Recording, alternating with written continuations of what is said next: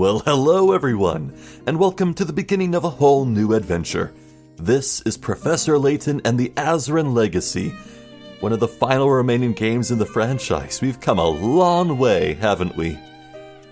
Well, there's a certain energy in the air, wouldn't you say?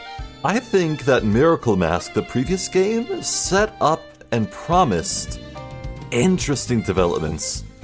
For one thing, that Azran as a ancient society were introduced in the last game, and the plot seems to be steering towards some culmination. It introduced this shadowy overlord villain named Broski? Yeah, Broski.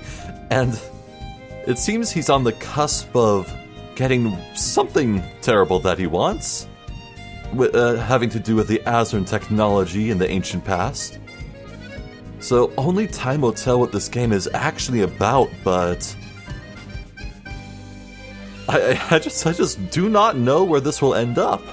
Well, this being a prequel trilogy and all, we know that things can't get too bad or scary. So there's that. Well, I don't really have any expectations for what the story could bring, but, you know, I wouldn't mind it if Randall showed up again. I mean, I guess that would kind of spoil the previous game, but what can you do? Who knows? Who knows?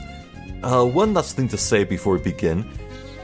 Nintendo 3DS emulation and my recording device, OBS, they're both very CPU hungry, so you may notice at times the screen or characters jittering and moving oddly and distractingly bad, but there's not really too much I can do about that. It's just something we have to put up with, and, well, these Professor Layton games being visual novels, it's not that bad. If this was some highly fluid action game, yeah, it'd be unwatchable, but I think we can deal with it, so let's begin. Please enter your name. Tradition demands that I keep up the same old, same old. See, way back in Curious Village, the game wouldn't recognize me drawing an E, so I became Zoffer, and it seems I had to stick with that in order to access the same bonus codes that would interconnect between the games, so now I have to be Zoffer for every Layton game. Oh boy. This is a work of fiction. It's not real, you idiot.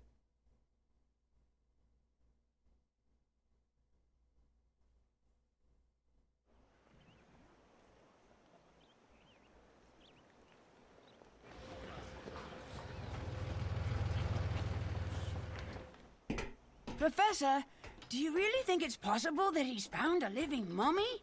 Well, I've heard that Professor Sycamore is the authority on the excavation of ancient ruins. He wouldn't just make it up, would he? Certainly not. It is most curious, but we'll just have to see. What do you think he means, though? Oh, I hope it's not cursed. Don't worry, Luke. I'll protect you. Wow, this is amazing. I feel like I'm on some kind of cruise ship. No horsing around. It's easy to get carried away in such luxurious surroundings. Welcome aboard the airship Bostonius. Hello, my name is Raymond. Please allow me to extend my greetings on behalf of Professor Sycamore. Hello, Raymond. Thank you for your warm welcome, Raymond. I am Hershel Layton. Thank you for having us. Now, since everyone is here, we can begin making preparations for takeoff. However, I'm afraid that I must first perform a simple check to confirm your identity. Professor Sycamore was very keen that I make sure you were the real Professor Layton. I do apologize for springing this on you now. What? You're joking. The identity check will take the form of a puzzle. Somewhere on this map is our destination, and your task is to simply determine what that destination is.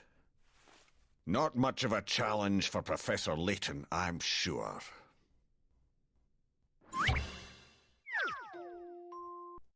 Well, what an intro! Puzzle 1. Oh, that's fancy. Letters flew in here all 3D. Wow, so Raymond is Descolay's butler. Yeah, a total newcomer to the franchise would watch this cutscene and be like, yeah, whatever, it's some butler dude. Me, though, I'm like, oh, shit! What's going on? So, I guess there's also this Professor Sycamore fellow who we're going to visit. I'm sorry, but I can only think of the Professor Sycamore from Pokemon, Generation 6. Is he gonna give us a Bulbasaur? That'd be nice. Right. First puzzle. This world map only indicates the locations of two things, cities and refueling stations.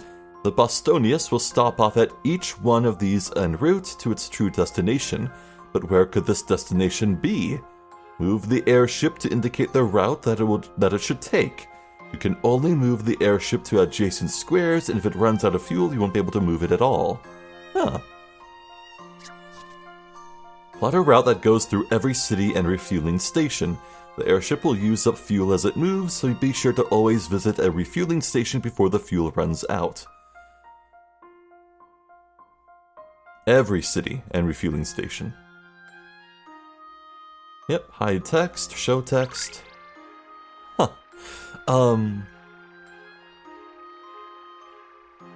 So this airship we're starting on is quite exciting. Are we going to have an adventure traveling to multiple locations, kind of like Diabolical Box? In that game, as I recall, you rode a train and visited, well, really it was one stop before you visited the final city. But I wonder if there's going to be points of no return where you'd never be able to go back to old locations. Huh. You know, I'm kind of getting my hopes up because one of my least favorite parts about Layton games is having to backtrack through the same locations over and over again, checking everything. But if we're actually going to be trying new places a whole bunch,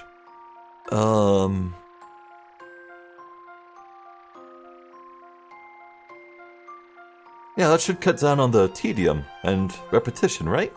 Anyway, it's about time we solve this puzzle. So I take it one space will consume 1 pip of fuel? Yes. Well, we can restart, so there's no real stress here. If I went to the right, I would not be able to cleanly claim that fuel. I'd have to go down. No, we should endeavor to land on the fuel as our last possible choice. So we need to go down all the way and over here. Now, how can I land on one of these by taking 4 steps? Oh.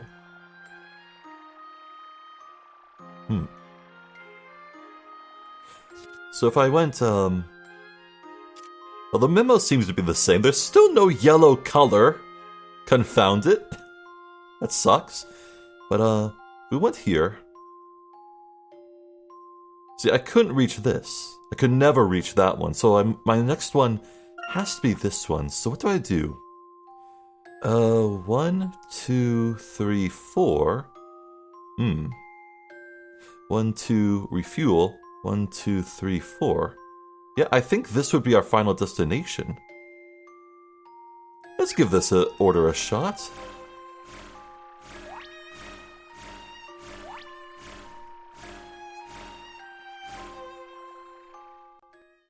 Here's my answer. Man. Critical thinking is the key to success. Oh, more totem hammering. No more of that, please. Well, I don't know if it was evident to you guys, but on my end, Layton's new 3D model looks so much better. And it's more fluid, too. Is this 60 frames per second? That's right. The airship's destination will be snow-clad Froenborg. Oh, that's lovely to say. I love it. Yeah. Froenborg. Oh, The carrots are points that indicate a puzzle's difficulty. Yeah, same old, same old. Once you've beaten the game and saved, go to the bonuses section. Yeah, the more carrots you earn, the more content you unlock. We'll be fine. I trust this is satisfactory. It most assuredly is. There is no doubt that you are the real Professor Layton. Now please make yourselves comfortable. You are all our most honored guests. We shall be taking off immediately.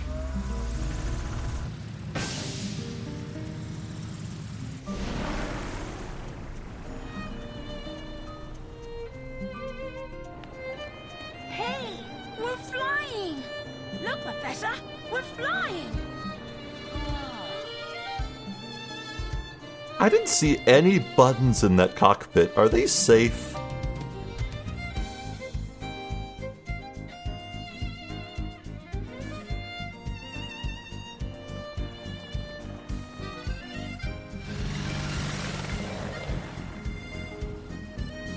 And so the four of us set off in the airship Bostonius to solve the mystery of the so-called living mummy. It was to be the beginning of an epic journey, one that would take us all around the world. Yeah! And it was the last adventure that I would share with Professor Layton. Wait, what? Oh, shit! Emmy? We should be arriving shortly.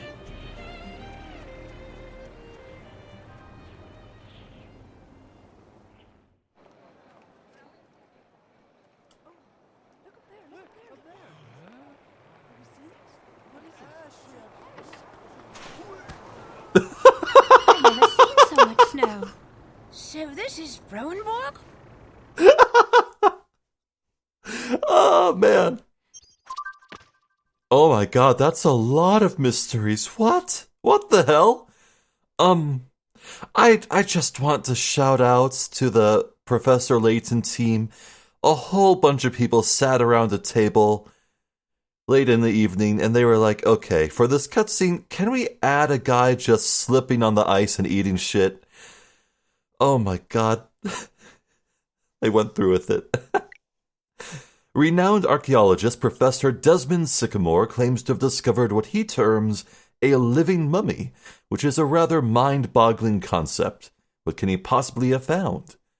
The professor is waiting for us in a wintry location, so I assume this mummy has been preserved by cold rather than by desiccation. Makes sense.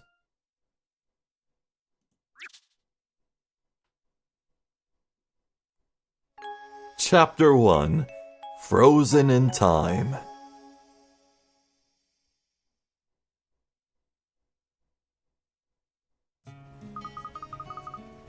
Well, here we are, Frowenborg. Pristine white slopes, gentle snowfall, this place is gorgeous. Yes, it is rather. And if Professor Sycamore is to be believed, it's here that we'll see his living mummy. It's rather hard to swallow, isn't it? I fear I dismiss the whole thing as a ruse, if it weren't for Sycamore's involvement. If he's right, it'll be the find of the century. No, the millennium. That would really be something. Oh, come on, let's get going. We have a town to investigate. Let's not be hasty, Luke. It might be wise to review our methods before rushing headlong into somewhere new. Oh, of course. Right you are, Professor.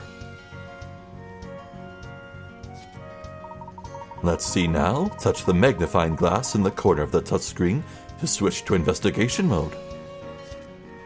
In this mode, the magnifying glass will appear on the top screen, like so. You can move it around by sliding the stylus on the touchscreen. You'll notice that when you move the magnifying glass over certain areas, it turns orange. This means you can interact with the environment in some way. Just touch the touchscreen to investigate. You needn't do anything fancy. A brief touch on the screen should do the trick. Are you following so far? Boy, I really like it when video game characters just shatter that fourth wall to tell you about game mechanics at the start.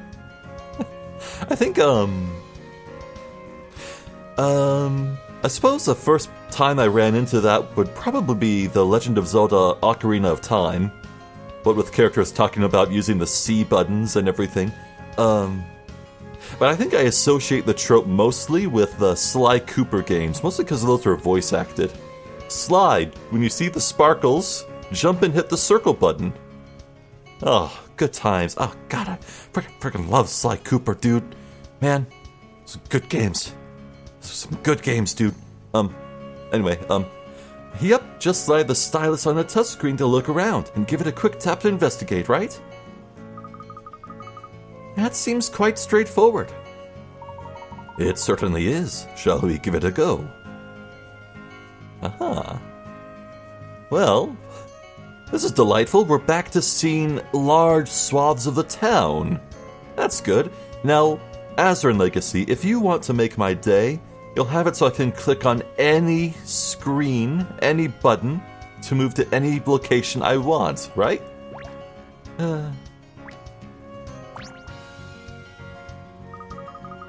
This must be the dashboard. There are buttons and switches everywhere, are there? The pilot's got an amazing view of the outside from here. Nice comfy seat, too. Yes, indeed. Piloting this airship around the world must be quite exhilarating. Oh, do you think Professor Sycamore would let me take the controls sometime? Excuse me, Professor. Are you ready to disembark? I guess we can speak with Raymond, if that is his real name, to disembark. Huh. I must say, yeah, jumping straight from Miracle Mask to this, for some reason, it feels better to look around. And honestly, OBS is holding up fine. I'm not noticing any oh, there's jitters. Tiny bit, though. Anyway, I'm glad everything's working out so far. You never know, really. Wow, the cushions on the sofa are so springy. Tut, a gentleman should never bounce on a sofa, Luke. Remember, a sofa is not for bouncing, but for enjoying a spot of tea. Yeah, the jitters, they're not on my end, but I can see the little capture window on OBS, and that's what you guys will end up seeing. So I have to actually concentratedly look over there to notice anything. And speaking of noticing, I'm not finding any hint coins. I think the fact that it hasn't been tutorialized yet means there aren't any to find. Sitting in this chair puts one in full control of the Bostonius. Raymond is an excellent pilot. His flying is as smooth as can be. I'd love to try my hand at flying the Bostonius sometime. Okay, so, Raymond, give it to me straight, buddy. When you confirmed Layton's identity, why didn't you just activate your ninja skills to kill him? What's the plan here? What is Descale cooking? Professor Sycamore is waiting on the other side of Frowenborg. Be sure to wrap up warm before you go out. Thank you, Raymond. Alright then, our first step is to locate Professor Sycamore. Get that Bulbasaur, dude. Yeah. Hooray! The investigation begins! Let's go, Professor! Oh, Luke. Enthusiasm is all very well, but shouldn't we work out how we're going to go about first? Get about first. Oops, right, sorry, Professor. While investigating, you should see the back-to-map icon on the touchscreen. Touch that icon to switch from investigation mode to movement mode. We can move to any place marked with an orange icon. Just touch an icon to move to that location. I hope that was clear enough. Touch the orange icons. Basically, to move from one location to the next, all we need to do is touch an orange icon on the map. Right, Professor? That's it exactly, Emmy. Now, I suggest we step outside and have a look around.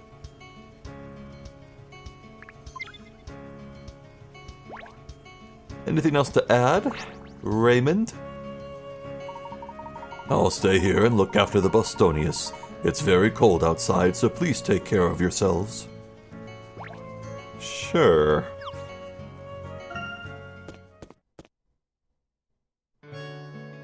Ooh.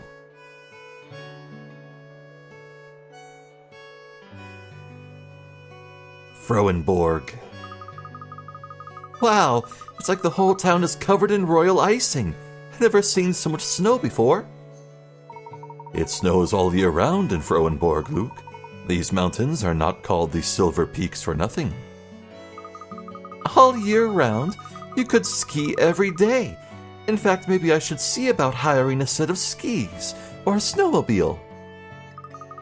What about the investigation, Emmy? I thought you said no horsing around. Oh, I wouldn't mind whizzing down one of two of the slopes myself, but yes, Sycamore is our priority for now. Ah, someone's cooking. Ah, that's really nice and warm. Do you mind if I just stay here?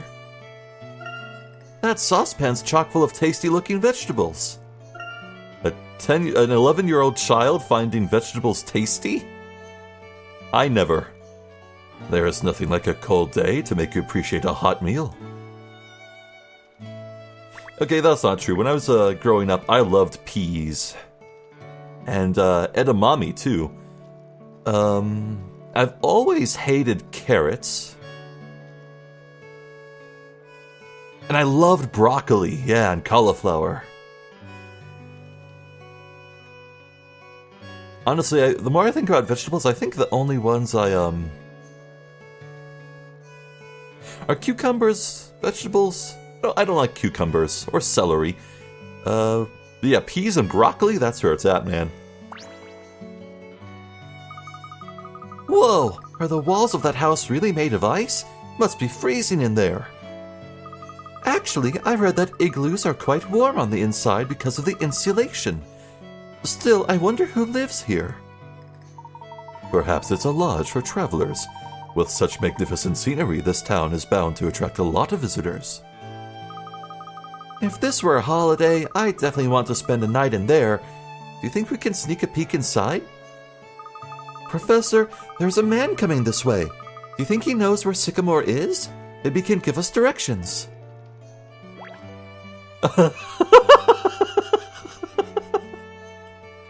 God damn it, Aldous.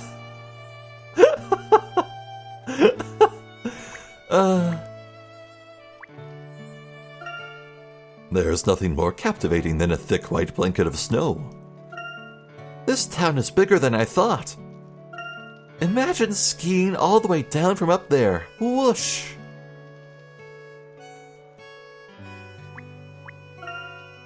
Even the sign is covered in frost. This is a real winter wonderland. The yellow really stands out against the snow. A blizzard of service. That's the Snowstorm Hotel's motto, it seems. Alright, hi, buddy. Brrr. Oh. And lo, in these frosty snow-piled peaks we meet again, my friends. Fate has seen fit to send you here to warm my heart and ears and ease my shivers. Ah, yes, you are. I am indeed. How pleasing it is to see you in good health. I never dreamt of meeting you here. No, my dreams were of shining silvers and ivory whites, but I must confess, the cold, it is too much. It has triumphed over me. Whoa, my friend. It seems I am unsuitably attired. Oh dear, that is unfortunate. Perhaps you had better try to keep warm indoors. Your wise words prove that you are not just a pretty hat, and I shall heed them gladly. But first, I have a mission for you. A mission? Somewhere around here, I have placed a wooden box. I would like you to try to find it. Go on, slide your stylus around. I'm starting to feel cold. Do I have to zoom?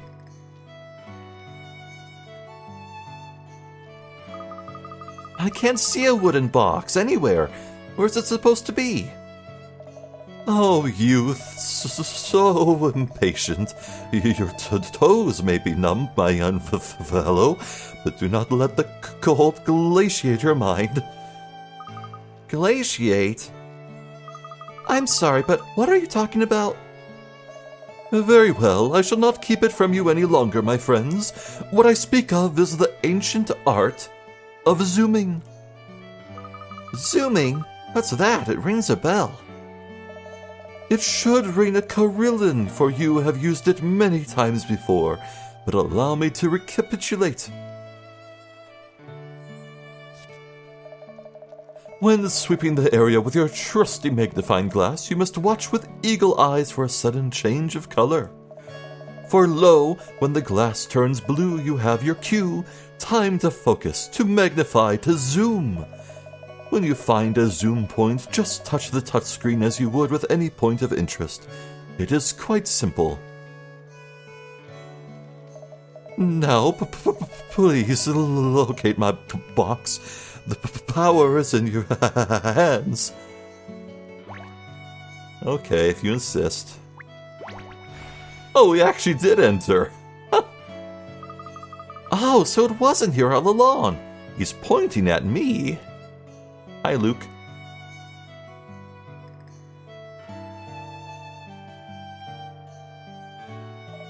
Remarkable. You have not lost your touch, little gentleman. Long may you practice and perfect the art of zooming. Huh, that does seem pretty useful. I'm taking it all down.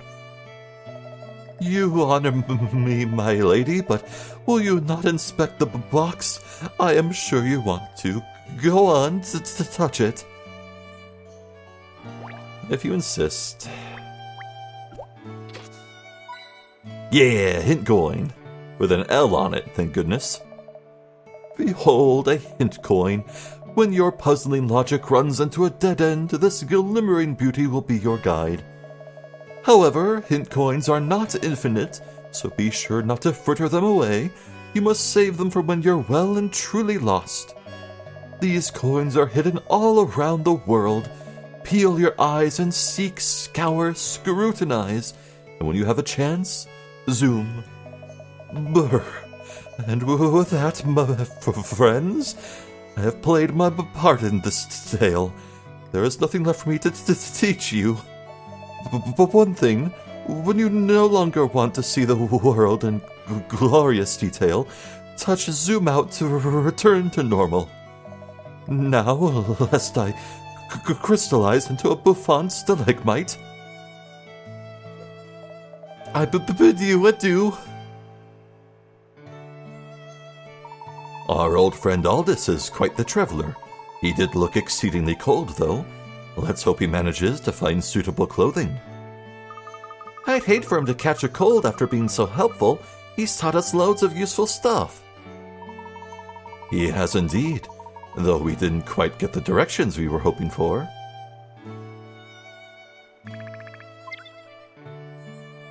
I can move on, but I will absolutely look all around here.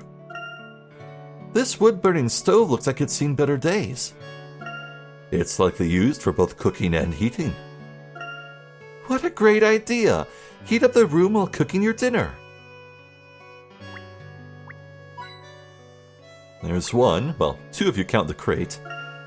Oh look, it's a leg of ham. That ham looks really tasty. Ham. These animal pelts would appear to be something of a local specialty. They look pretty strong. Maybe they're used as a storage space. I think I could use one of these as a hammock. Anything else? Oh. Nice. A bed made from ice. That's certainly an unusual concept. Surely you'd be freezing. I don't even like it when my feet feel cold in bed. I need to take a hot water bottle with me, but that would melt the bed. Oh yeah, putting a hot water bottle under the sheets, right? I think I've heard about that technique before. I just sleep with a lot of layers, big old thick comforter. Even in summer, actually. I'm kind of weird like that. I don't sweat when I sleep, actually. Feels just right. So, Have we been blessed with any hint coins out here? Yes, we have. Oh. Oh, that's zooming. Wait. Oh, the same place.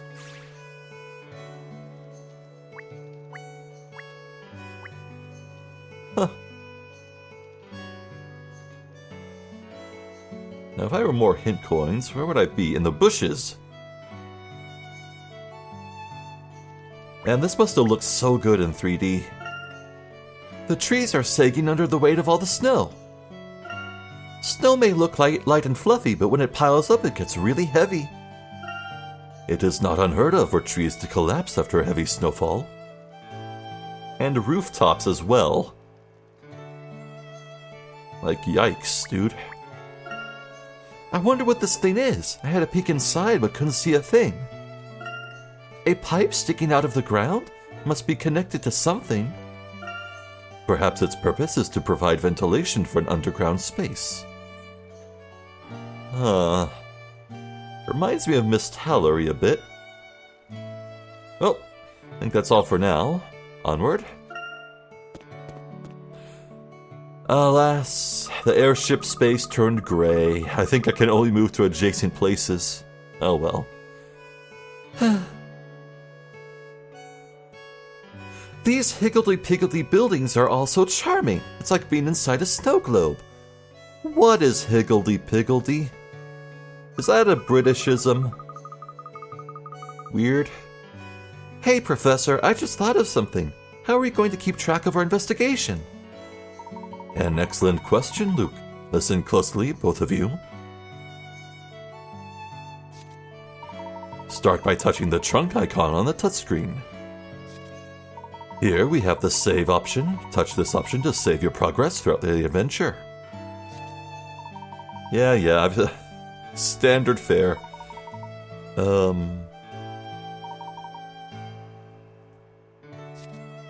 Anything interesting or new? Oh, episodes are returning. Fantastic. You find the new treasure hunt mode, in which you scour the world looking for hidden treasures. Once in the treasure hunt mode, touch the activate street pass to start. Oh, you can make and share puzzles with street pass. Oh, that's delightful. Man, I love street pass. It's a shame I never went anywhere or used any of it ever. But the idea is really cool.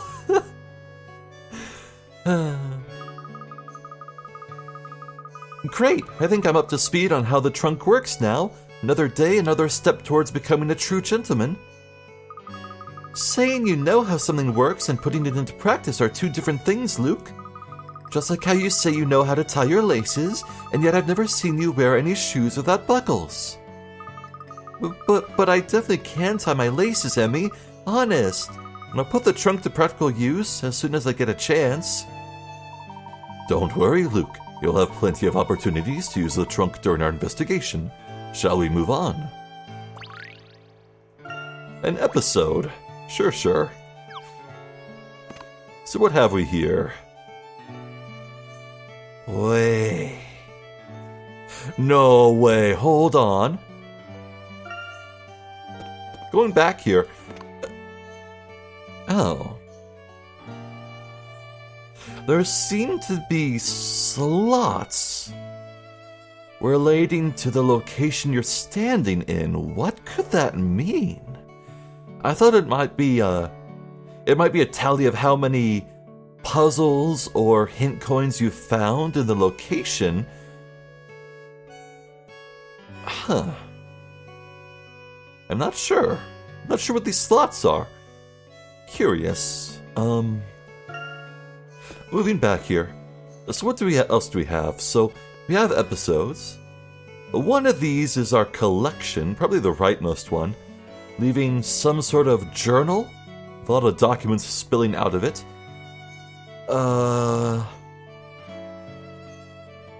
What looks like a 3-leaf clover?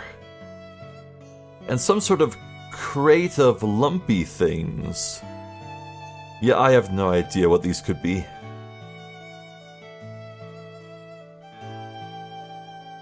Let's check out the episode.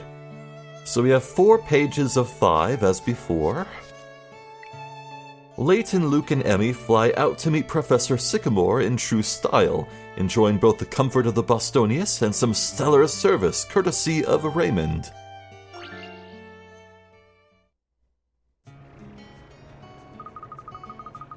Professor Sycamore must be really rich to afford an airship like this.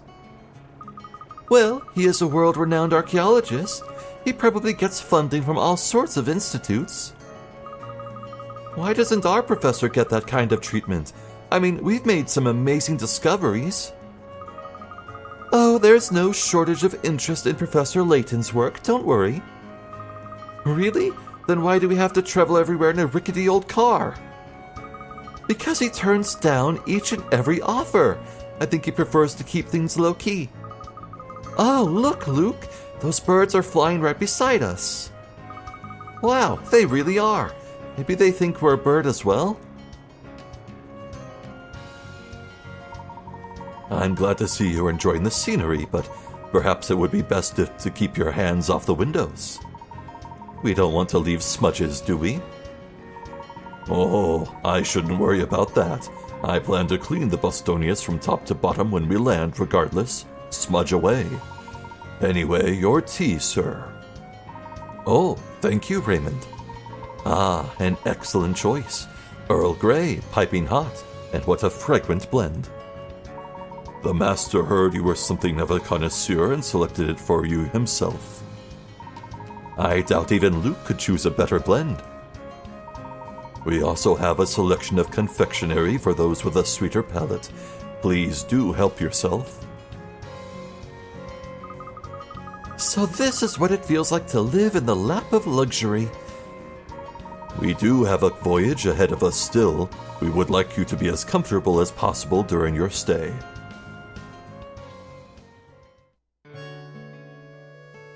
That was nice. But still, knowing just who Raymond is a bit creepy, I'll admit. Yeah, I must see the detail on the character models is so much improved for a Miracle Mask. It looks like they try to keep the main street clear of snow. This manhole cover looks to be rather icy. Let's be careful. Are we sure if we don't go down that we'll find the heart of an Azran tomb or whatever? Are we sure about that, though? Oh, whoa, I nearly slipped and fell flat on my bottom. Yeah, like that one guy from earlier. I bet you'd get plenty of practice making snowmen around here. You know it's cold when even the snowmen are wearing woolies. Do you think we'll have a chance to build a snowman, Professor? Maybe. Put a nice top hat on it.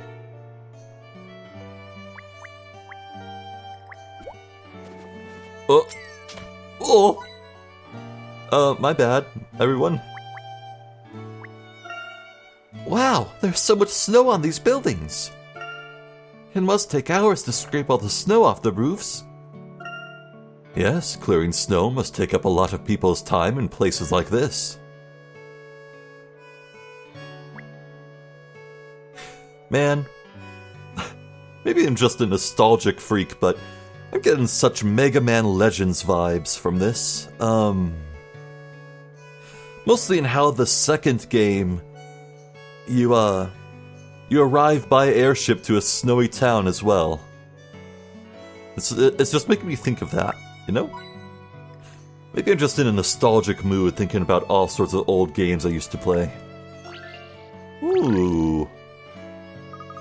You know, Professor, I bet this town is really pretty at night. Just picture it, the glint of streetlights along snow-covered paths.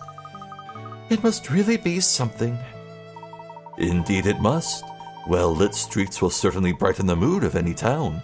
Speaking of which, here's a puzzle for you, Emmy. Yeah.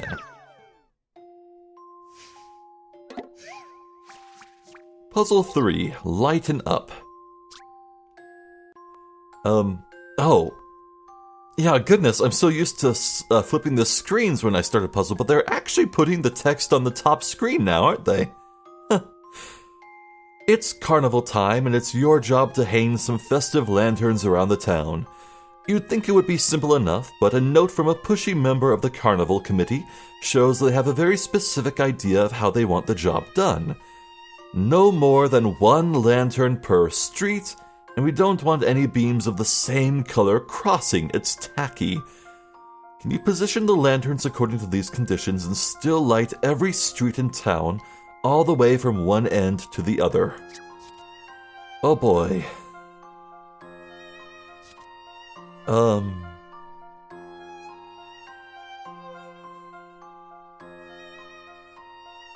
a cross will indicate if I've messed up. Nice. Well, that should make it very easy. Wait, so will the art change if I place a lantern? It will! Aw, this game's got the sauce, man. Anyway,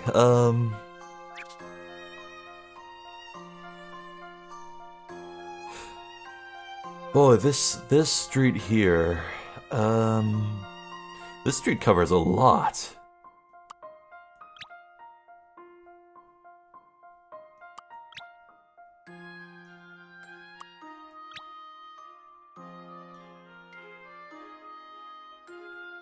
I see. So if it looked like this. Yeah, I get it now. So I should definitely start with the more lanterns I have. Because I'll probably need to do a lot of crossover with the green lights, yeah? This might take me a little bit. We'll experiment.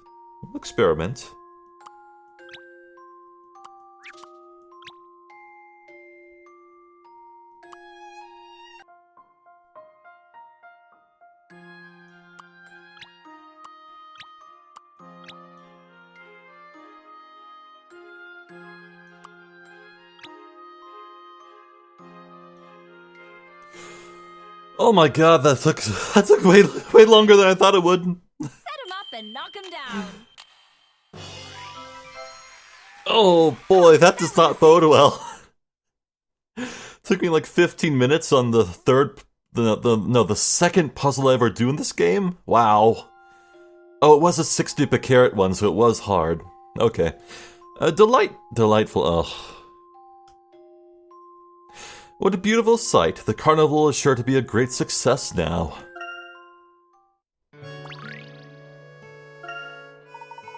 Ah, lovely. You would make an excellent town events planner, Emmy. Huh, maybe, but I think I'm happy enough being your assistant for now.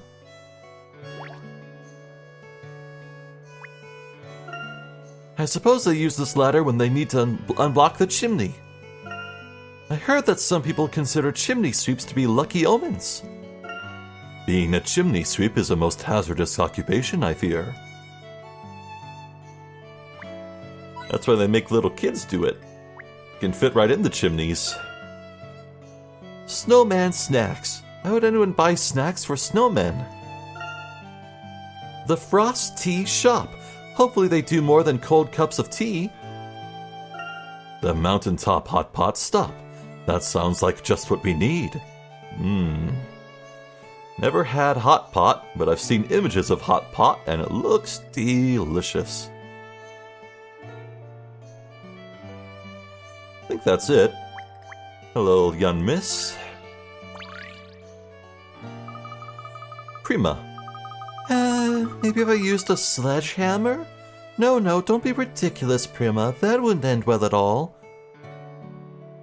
Talking about kneecaps? Is something the matter, miss? Oh, you startled me. I'm sorry, sir, but who are you? My apologies. My name is Hershel Layton. I'm an archaeology professor from London. And I'm Luke Triton, the professor's apprentice. Oh, I see.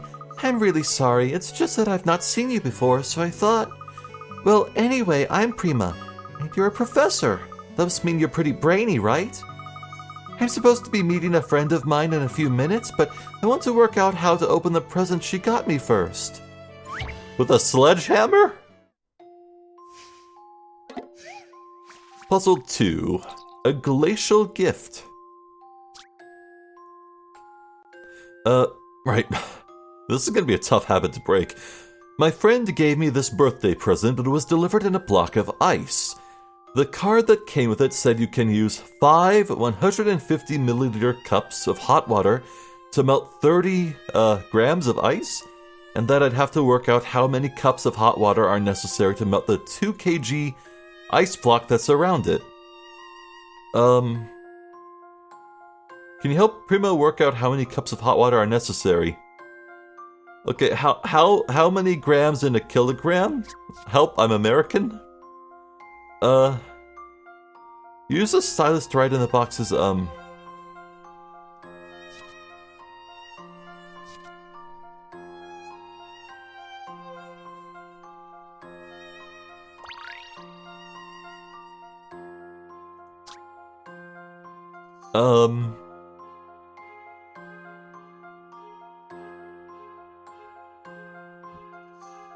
I'm sorry, here in America we measure things by feet and hamburgers, so...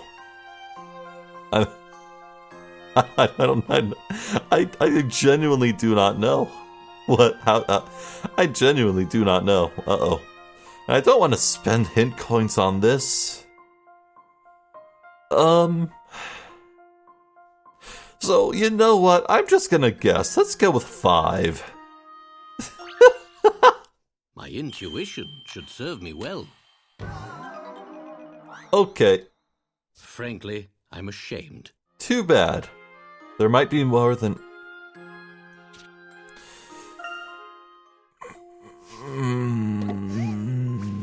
Put it by a fire, use 0. Okay.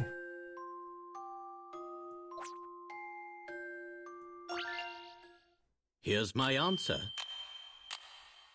Put it by the fire. Critical thinking is the key to success. Love these animations. They're cute. That's right, 0 cups. All she has to do is leave it by the fire and wait.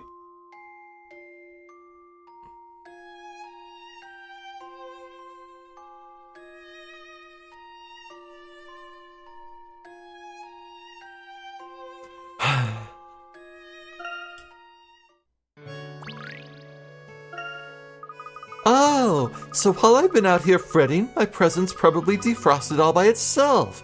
And you worked that out in no time, too. You're a proper professor, and his proper apprentice. Hey, are you friends with that other archaeology guy, then? The one with the retro hairstyle? Retro?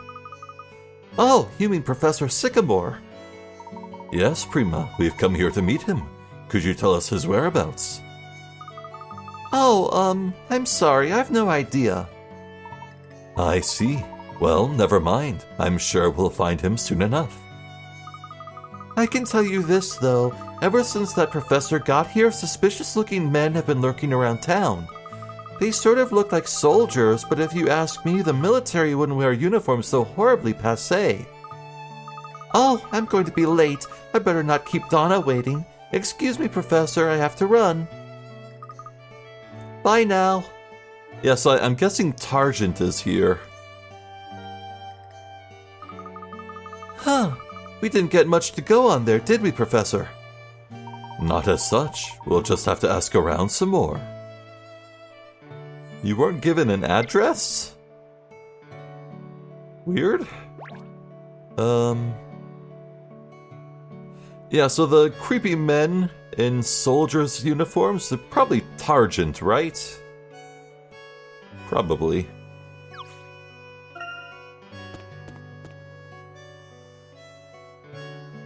Yeah, they look like Targent.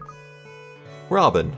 Ah, rats! Why does everything here have to be frozen solid? It's Frohenborg. Of course everything's going to be frozen. Macaw.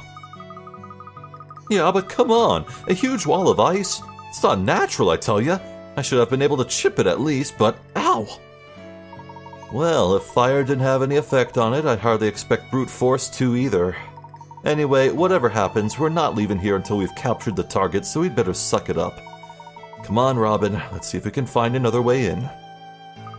I'm on it already. Do you suppose those were the suspicious men Prima was talking about? They must be. This trip may not go as smoothly as I had hoped. Living mummy or not, I fear Professor Sycamore has uncovered something extremely dangerous. Is that your intuition talking again, Professor? Perhaps. In any case, we should try to locate Professor Sycamore as soon as possible.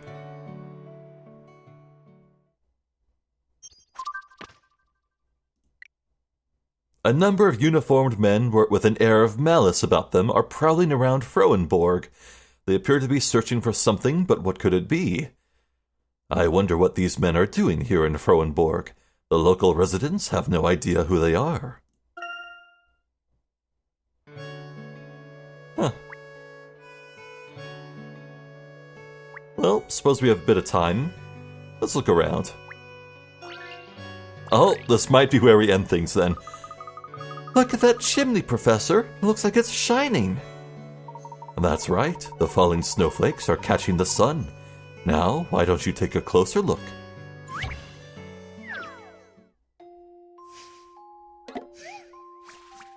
Puzzle 4. Similar snowflakes. As usual, it's snowing in Froenborg. Look carefully and you'll see that there are 3 different types of snowflake gently fluttering their way down from the sky. Of the 4 snowflake patterns shown on the touchscreen, one of them does not match any of these falling snowflakes. Can you work out which one it is? It'll be submitted right away, so be careful. Wait, they're moving? Oh no.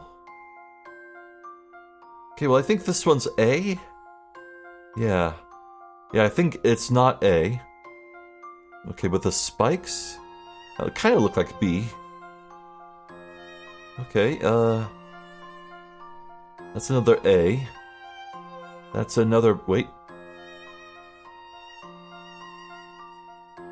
Yeah, that's another B. I think that's D?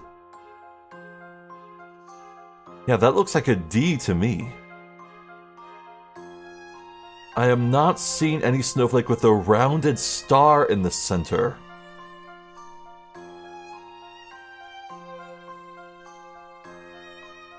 Yeah, none of them have the rounded star. That's an A. That's B.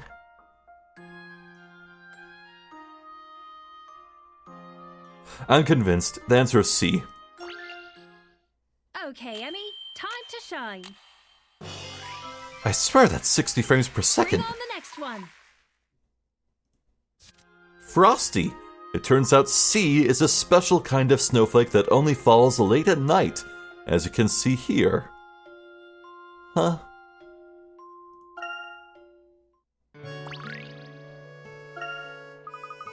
We sometimes get snow in London too, but I've never seen snowflakes like these before. They certainly are rather special. Let's hope we have an opportunity to study them more closely sometime. Yeah, alright, I'll have to finish exploring this screen next time I play, but... yeah, wow! I'm immediately impressed, so... this game definitely does not have as immediately interesting a premise as Miracle Mask, but I think they're just going for a bit of a slow burn here. Yeah, if we're going to be visiting tons of different locations all over the world, like, man. The scope of this story is probably going to be the largest. Yeah, Miracle Mask was maybe 30% larger than any Layton game before. And I'm not expecting Azran Legacy here to continue the trend and be 60% larger than any Layton game before, but no, I'm preparing for this game to be quite long, probably around 30 parts as before with Miracle Mask. And by parts I mean videos, hour-long videos.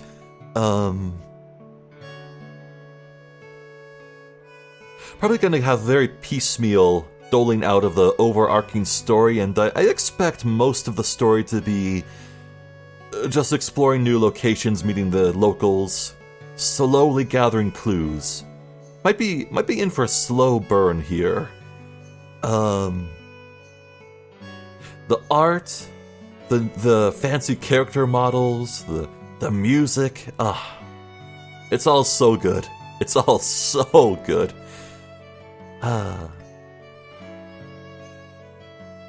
think I can tell already that Azran Legacy here will be a game just as good, if not better, than Miracle Mask, and I thought Miracle Mask was the best Layton game to date, so I'm excited. There are definitely some fascinating hooks already, though.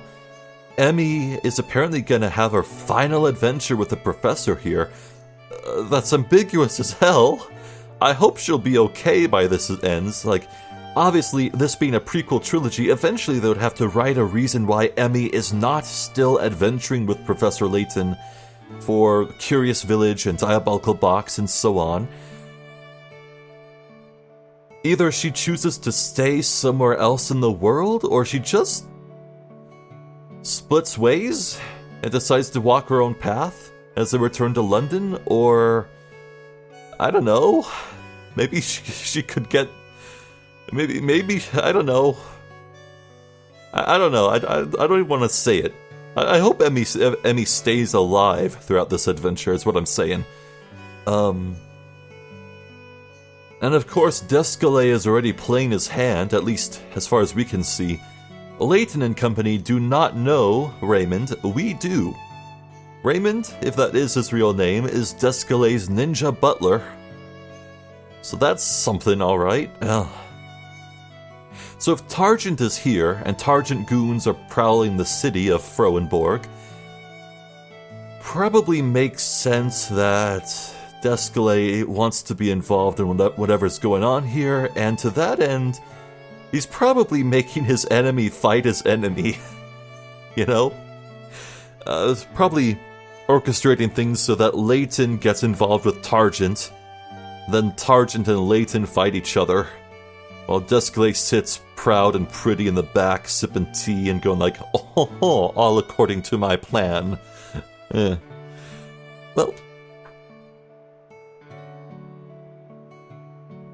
I'm certainly pleased that the emulation is working fine, and everything is functioning properly. Could have been a lot worse. It's kind of always up in the air whether emulating the game works, you know? But everything seems fine. So that's pleasant. I feel happy. I feel happy to begin a new adventure. I'm excited. I can't wait to see what's more. What is this living mummy gonna be, huh? I don't even know what. I don't know. Is it gonna be a Bulbasaur? Like, I know Professor Sycamore can also give you a Charmander or a Squirtle, but let's be real. Bulbasaur is the best starter. Everyone chooses Bulbasaur. Only losers pick Charmander. Or Squirtle. Stinky, smelly losers.